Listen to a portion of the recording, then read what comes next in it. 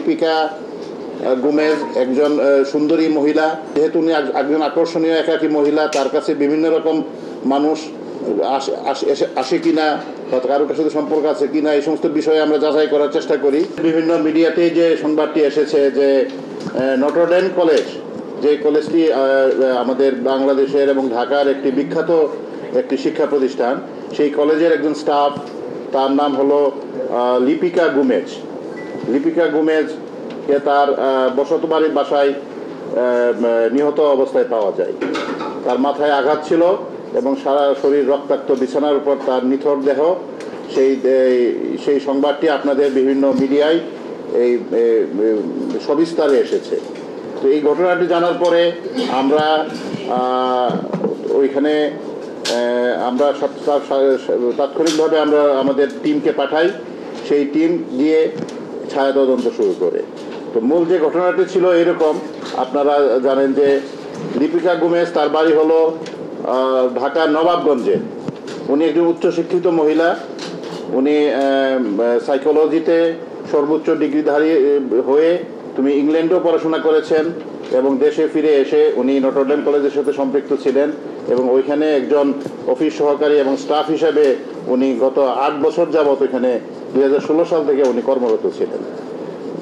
ব্যক্তিগত জীবনে লিপিকা ছিলেন তো তার 18 বছর আগে তার স্বামীর সাথে তার বিবাহ বিচ্ছেদ হয়ে যায় এবং উনি নিঃসন্তান ছিলেন এবং নিঃসন্তান অবস্থায় উনি একাকী সূত্রাপুরের ঋষিকেশ লেন এর একটি বাসায়, 4 তলার একটি বাসায় উনি বসবাস করতেন একাকী। ওই বাসায় ওনাকে 10ই সেপ্টেম্বর উনি অফিসে যান। অফিস শেষ করে উনি আবার বাসায় ফিরে আসেন। অফিস এবং বাসার বাইরে তার খুব একটা যাতায়াত ছিল না। 11ই সেপ্টেম্বর উনি যখন কলেজে অনুপস্থিত, তখন কলেজের ফাদার হেমন্ত ফাদার ওনাকে খোঁজ করেন এবং ওনাকে না পেয়ে তাকে বারবার ফোন করা সত্ত্বেও তার কোনো খোঁজ পাওয়া যাচ্ছিল না।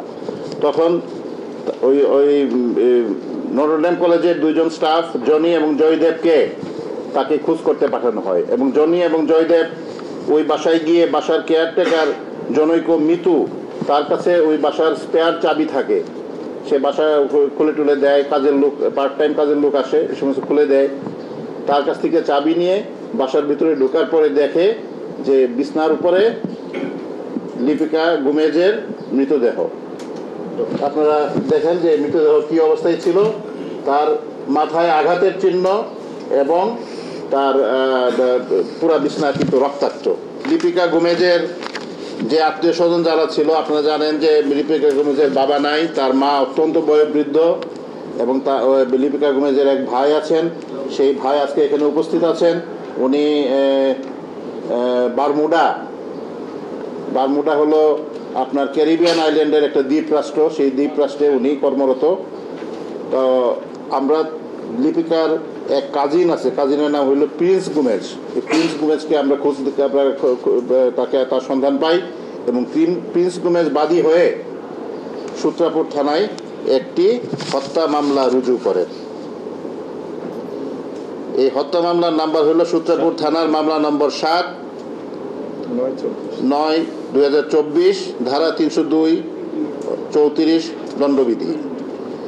পিবিআই এই মামলাটি প্রথম থেকেই ছায়া তদন্ত শুরু করে। আমরা ঘটনাস্থল পরিদর্শন করি।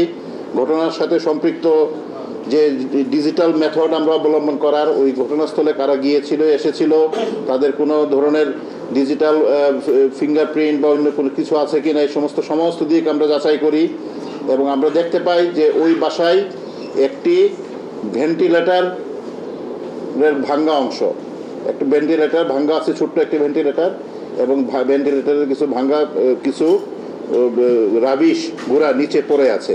এ থেকে আমরা বুঝতে পারি যে এটা হয়তো সদ্য বা কিছুক্ষণ বা কিছুদিন আগের ভাঙ্গা, যার ময়লাগুলো এখনো পরিষ্কার করা হয় নাই। বিষয়টি অনেকের নজর এড়িয়ে গেলেও পিবিআইয়ের নজর এড়িয়ে যায় নাই। প্রচলিত পদ্ধতিতে মামলার তদন্ত চলতে থাকে। এই তদন্তে আমরা বিভিন্ন দিক যাচাই করতে থাকি। যেহেতু লিপিকা গুমেজ একজন সুন্দরী মহিলা, তার বয়স 50-এর কাছাকাছি, যদিও ন্যাশনাল আইডিতে তার বয়স আছে 40, কিন্তু কাগজে পত্রে তার বয়স 50-এর কাছাকাছি। তো এই যেহেতু উনি একজন আকর্ষণীয় একাকী মহিলা, তার কাছে বিভিন্ন রকম মানুষ আসে কিনা বা কারোর সাথে সম্পর্ক আছে কিনা এই সমস্ত বিষয়ে আমরা যাচাই করার চেষ্টা করি। কিন্তু আমাদের যে মূল বিষয় যে এই বাসায় কেউ ঢুকেছে দীপিকার অজ্ঞাতে বা জ্ঞাতে, এই বিষয়টি আমরা শিওর হওয়ার পরে আমরা ওই বাসা থেকে কি কি জিনিস হারানো গিয়েছে, সেই হারানো জিনিসের যেহেতু লিপিকা একাই বাসায় থাকতো, তো ওই বাসা থেকে হারানো জিনিসের কিন্তু খুব ক্লিয়ার কোনো মানে লিস্ট আমরা পাই নাই।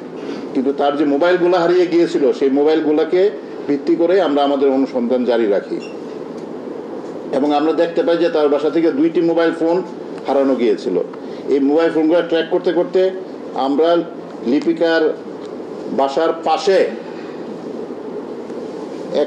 এক লোক থাকতো, এই লোকের নাম হলো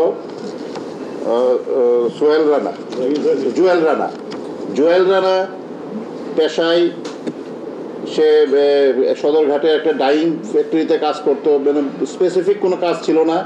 সে পাশের বাসার একটা চিলে কোঠায় তার পরিবার নিয়ে থাকতো এবং জুয়েল রানার এক বন্ধু, তার নাম হলো নজরুল। এই নজরুলও খুব আসলে ভালো কিছু কাজ করার মতো তার রেকর্ড ছিল না। এই দুইজনের সন্ধান আমরা পাই। তারা এই ফোনটা একসময় তাদের কাছে ছিল, তারপর তারা এই ফোনটাকে বিক্রি করেছে, আবার ফোনটা তাদের কাছে এসেছে। সুতরাং তাদেরকে সন্দেহের দৃষ্টিতে এনে আমরা তাদেরকে গ্রেফতার করি এবং তাদের কাছ থেকে আমরা পুরা ঘটনার ব্যাপারে একটা স্বীকারোক্তি পাই।